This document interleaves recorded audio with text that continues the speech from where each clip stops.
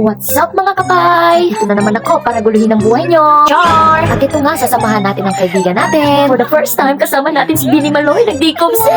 Pag nag-aibaan talaga Ganun kami. talaga kami kapay. Paluwas na kami sa gate. Mabakal daw yan si Bini Maloy ning ano. Ano nga niya to? Ano accessories? Basta so, nagagibuning ano nga niya to. So, ano basta so, udi yan. Anong angangan isan? Uni.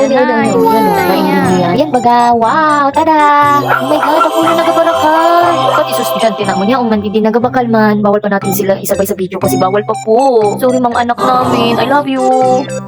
Ate Jessica, discount to sa 4th year.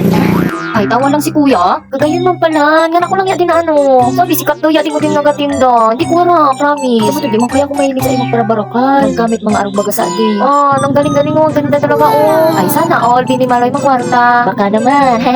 Walang ba yun? Ito nyo, may ipit, ikaw, bracelet, ano pa, keychain, mga etc. Oh my God, mga kapay, puro handmade pala to. At lalaki pa talaga gumagawa nito. Ang galing. Wow. Kumbaga, napabakal naman. Ang gaganda po ng gawa nila. Ano po ang FB page po nila? Pakipollow na lang po.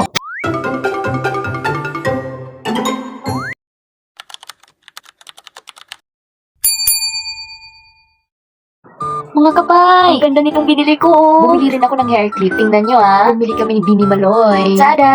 Ang ganda diba? Lakas makabini. Ay! May nawawalang biyembro ang Bini. At ako yun. Hi! Ay Bini! Biniyak!